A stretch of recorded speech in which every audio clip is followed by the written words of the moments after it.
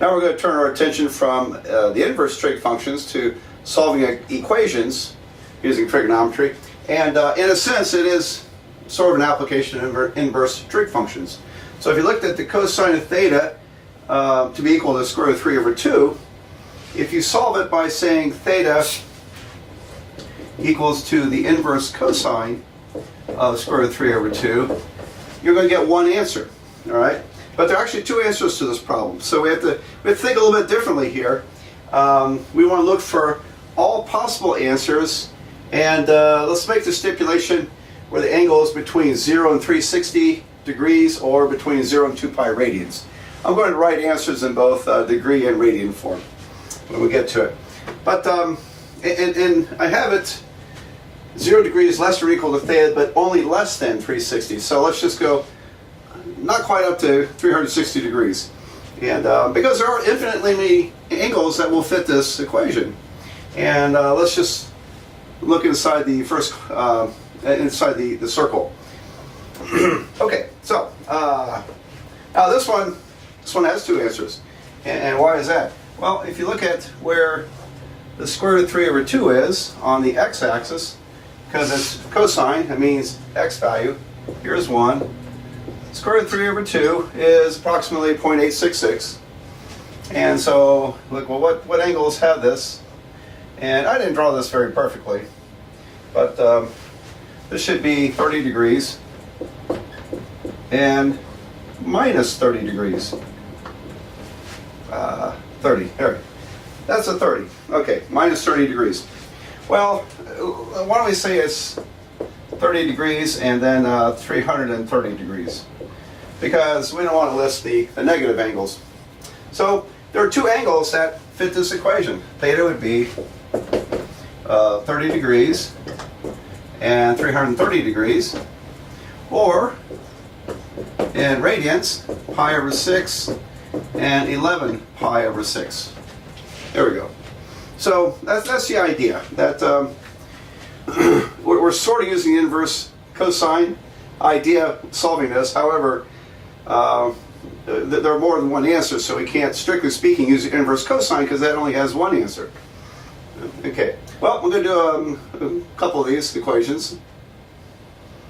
This is a little bit like the last problem, except the big key difference here is we're solving for theta, where it's a sine of 2 theta. So my angle here is 2 times theta, and I got equal to minus the square root of 3 over 2. All right, so first of all, before we can solve for theta, we must solve for 2 theta. So let's look at the picture, and let's see. Now sines are the y values, and again, negative square root of 3 over 2 is about negative 0.866. So it's around here on the y-axis. And if I swing over, I catch the two places where on a circle where the sine of an angle is minus the square root of 3 over 2. All right, and this would be 30 degrees backwards from 270, so this is 240 degrees, and this will be 300 degrees. There we go. So that means 2 theta is 240 degrees and 300 degrees. Now when we solve for theta, we divide by 2, and I get 120 and 150, which means well maybe there's more answers. Okay, maybe there's more answers because half of this only goes up to 150 degrees, and you still have the rest of the circle. And so what I'm going to do is continue on. If I add 360 degrees, in other words, if I go around the circle again, add 360 to 240, and we get 600 degrees. And add 360 to 300, we get 660 degrees. Now when we divide by 2, we're still going to get angles that are within 0 to 360, within the circle. So I got 120 degrees, 150 degrees, 300 degrees, and 330 degrees. There we go. Now if we continued on, kept adding on to this, these are going to go over it'll go over 360 degrees. So how about that? Solving for, when we have 2 theta in a trig function, we can get 4 answers. Okay. That's not a hard and fast rule. It could be less than 4 answers, but I don't think it can be more than 4. All right. In radians, or theta would be, let's see, 120 degrees is 2 pi over 3. And this would be 5 pi over 6. And then 300 degrees is 5 pi over 3. And 330 is 11 pi over 6. There we go.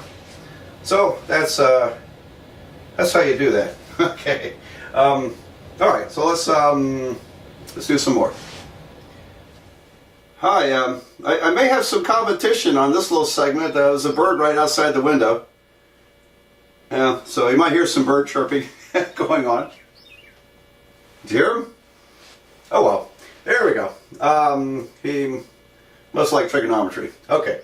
Let's solve 2 cosine squared theta plus 3 cosine theta minus 2 equals to 0. And what do you do with this? Well, it looks like a quadratic equation, doesn't it? And because I have something squared, I have a variable squared, a variable term, and a constant equal to 0. So let's see if it factors. Because if we have to use the quadratic formula, it's going to get pretty messy. But these, hopefully this will factor. Actually, I know it will because I rigged the problem. All right, so I have to multiply. In order to get 2 cosine squared, it has to be 2 cosine theta times cosine theta. In order to get 2, I need 1 times 2. And we got to figure out how to get 3 out of this. Well, I can't put 2 here. If I put 2 here, that means I can factor 2 out. But I can't factor 2 out up there. So the 2 must go over here.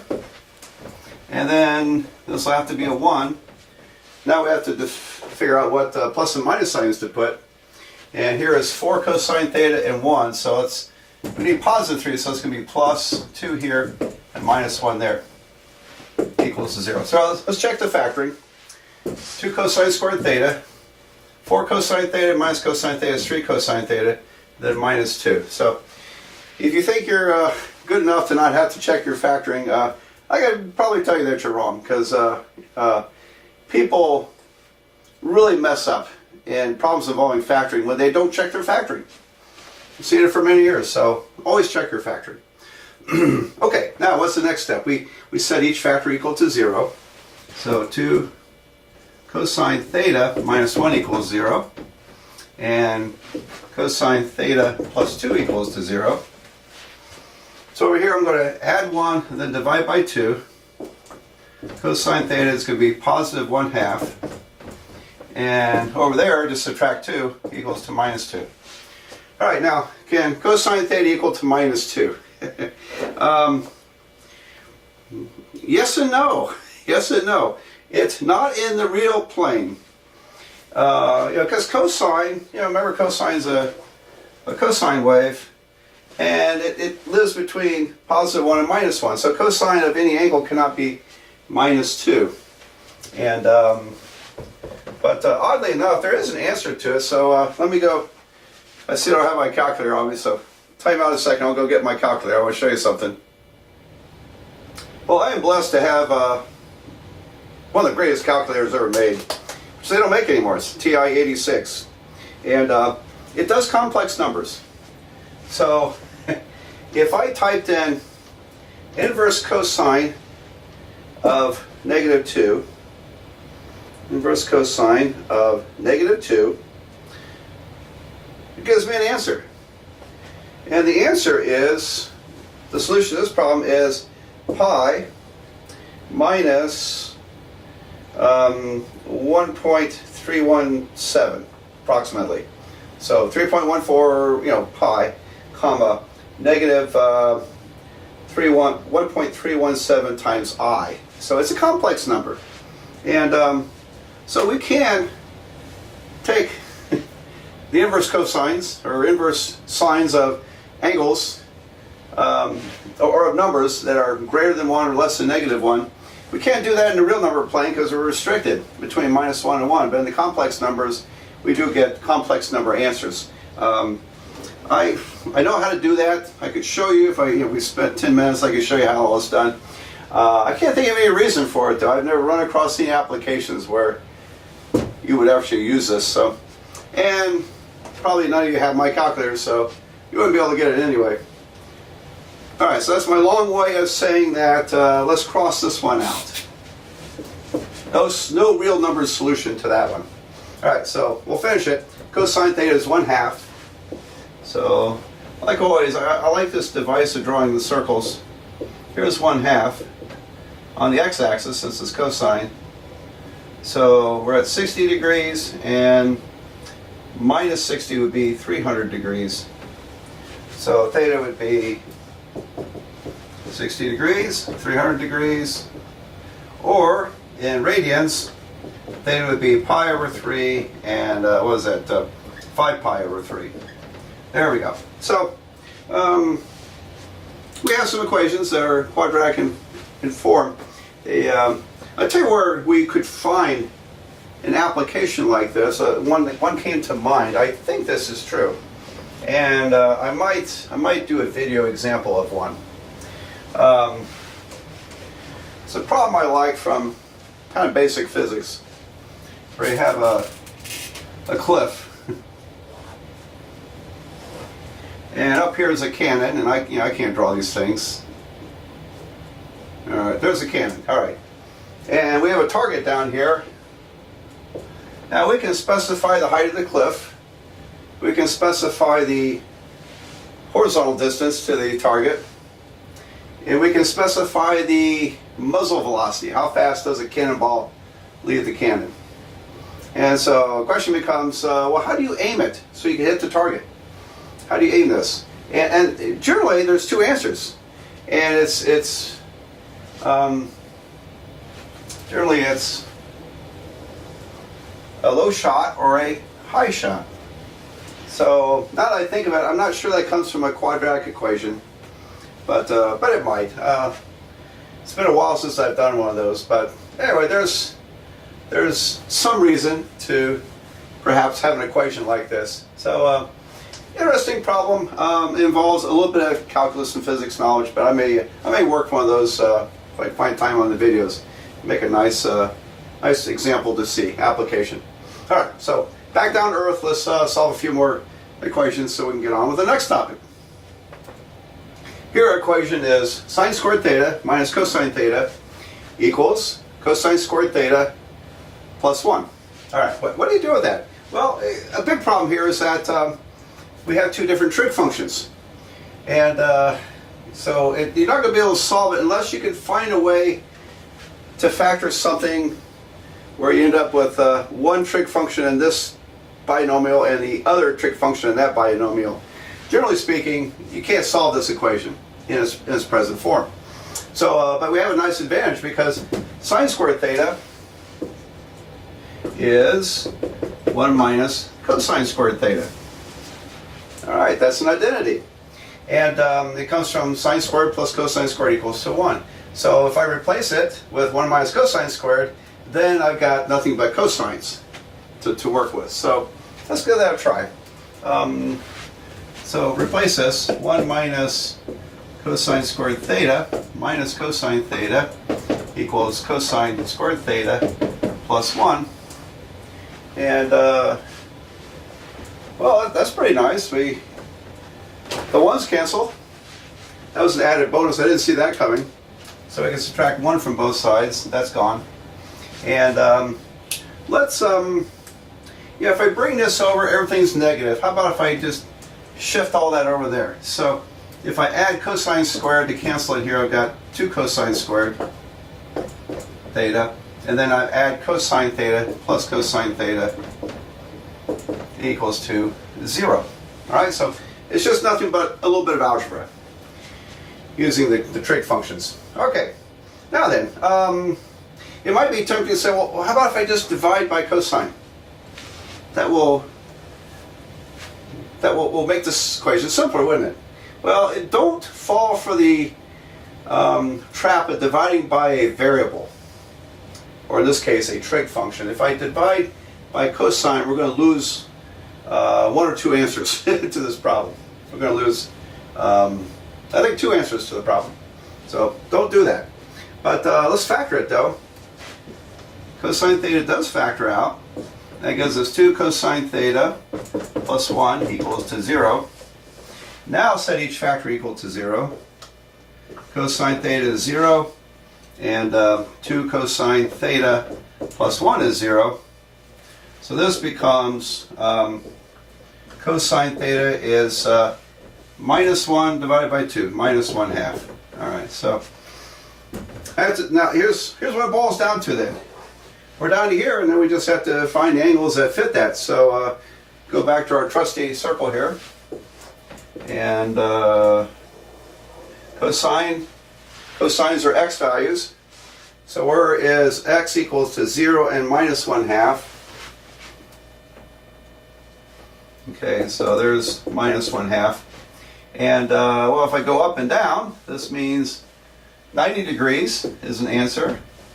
So is 270 degrees, as is 120 degrees and 240 degrees. So 4 answers to this problem. Theta is, let's see, okay, 90, 120, 240, and 270 degrees. Don't forget to put your degree marks. Or in terms of radians, this would be pi over 2, 2 pi over 3, 4 pi over 3, and 3 pi over 2. Alright, so I adjusted my camera so I didn't go too high. Now I'm hoping this didn't get cut off. Yeah. Alright, I think you can see it. Pi over 2, 2 pi over 3, 4 pi over 3, 3 pi over 2. That's what I wrote down there. Okay, so occasionally you've got to use an identity to replace things so you can finish solving, and that's a nice technique. Okay, let's do another one or two of these. Well, I made up this problem, and we'll see what happens. I haven't solved it, so we'll find out. Cosecant theta over 2 equals minus 2/3 cotangent squared theta over 2. Alright, so I put theta over 2 in here because when you divide the angle by 2, usually it produces half as many answers. So there might be only 1 or 2 answers to this instead of 2 or 4 answers. We'll find out. So, okay. I'm going to add this to the left side. And I'm also going to multiply by 3. So if I multiply by 3, do you mind if I do 2 steps at once here? Okay. Over here I'll have 3 cosecant theta over 2. And when this comes over, it'll be a positive 2. The 3 will cancel. So a plus 2 cotangent squared theta over 2. That equals to 0. All right. So, what in the world do you do with that? Okay. I think it factors. And it's a little hard to see, but you could factor out a cosecant. But it might be easier if we put this in terms of sines and cosines. That's a nice device sometimes. Put things in terms of sines and cosines, and a lot of things may become much more clear. So cosecant is 1 over sine, so I have 3 over sine theta over 2. And then plus 2. Cotangent is cosine divided by sine, so this would be cosine squared of theta over 2 divided by sine squared of theta over 2. And that equals to 0. Right? Okay. Now then, what do you do with this? Well, oh boy, I could, yeah, this might turn out to be a longer problem than I thought. I want to factor out my denominator. And it would be wrong, I made this point before, it would be wrong to multiply the equation by sine squared just to cancel the denominators. When you clear the fractions with denominators that are variables, then you tend to lose answers. Okay, you'll lose possible answers. So Don't ever do that unless you're totally sure you can't get an answer out of the denominator you're eliminating. All right, so anyway, let's, but I think what I'll do here, I'm going to, let's turn this into sine squared. So I'm going to need to multiply the top and bottom by sine of theta over 2. So let me keep my pens from drying out. Okay, so I'll multiply by sine theta over 2, and down here that'll become a squared. Alrighty, so I can see I'm running out of room pretty quickly here, so I'm going to erase these two lines. You've got them in your notes, and I'll go up there and try to finish the problem. I factored out the denominator, sine squared, 1 over sine squared, and this left me the numerator, 3 sine theta over 2 plus 2 cosine squared theta over 2. Alright, now a minute ago I warned you about canceling out denominators because you might lose answers. However, 1 divided by sine squared, I don't care what sine squared is, this number cannot be 0. Okay? A couple ways to think about it. You can think of this as cosecant squared. Well, cosecant squared would be greater than or equal to 1. So I can't, as a factor equal to 0, this one would equal to 0. Also, in order to, if I set this factor equal to 0, it's like setting 1 over x squared equals to 0. There's no answer to that, because you can't put a number in for x that will cause 1 divided by x squared to be equal to 0. Same with here. So I can get by with, in this case, I can get by with eliminating the denominator, because it's not going to produce a possible answer. So it's gone. That's pretty nice. That's pretty nice. So now I think I have this conundrum we saw earlier. We have a mix of sine and cosine, and in order to eliminate that, I'm going to take advantage that we have cosine squared is equal to 1 minus sine squared.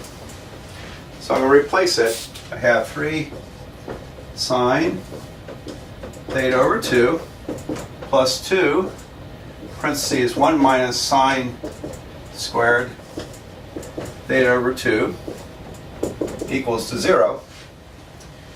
Okay, so let's see. We've got minus 2 sine squared. It's starting to look like a quadratic. Minus 2 sine squared theta over 2 plus 3 sine theta over 2 plus 2. Alright, so I rearranged it, descending powers, like a quadratic. And so I put the minus 2 here.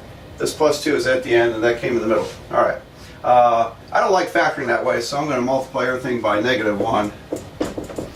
Because I want a leading coefficient that's positive. So I have 2 sine squared theta over 2, then minus 3 sine theta over 2. Yeah, that was an optional step, multiplying by minus 1, but if it makes the factoring easier, that's great. Alright, so now I got to factor this this animal here. I think it factors pretty readily. Let me make some room up here. I started the factoring process, so in order to get 2 sine squared, I need 2 sine times sine. There's 2 sine squared. I need 1 times 2.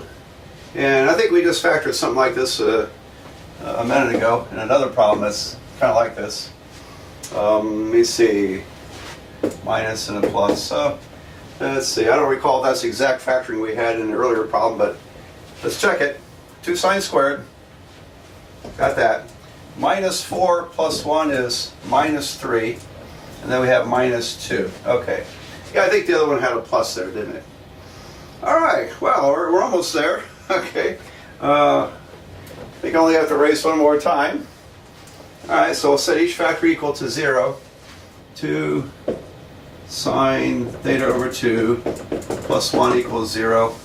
And sine theta over 2 minus 2 equals to 0.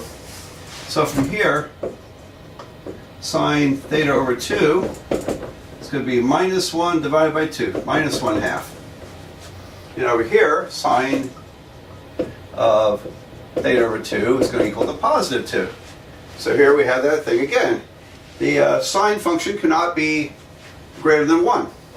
So there's no real number solution to this. There is a complex number solution, but we're not going to worry about that. So no real solution to that one there. And so we're left with this problem. And let's see, so where is the sine of an angle equal to minus 1/2? It would be at, let's say it'd be 200, this is 180, 210 degrees and 330 degrees. All right, so theta over 2 is equal to 210 degrees and 330 degrees. Great. Well, now this is very interesting because when I multiply by 2, theta would be 420 degrees and 660 degrees. Isn't that interesting? Okay, so we don't have an answer, do we? We don't have an answer. Can I make any use of that? No, there's no answer to this problem because these are outside this range of values here, 0 to 360 degrees. So in the context of this problem, there is no solution. So all right, I don't think I've ever seen one like that before. No solution.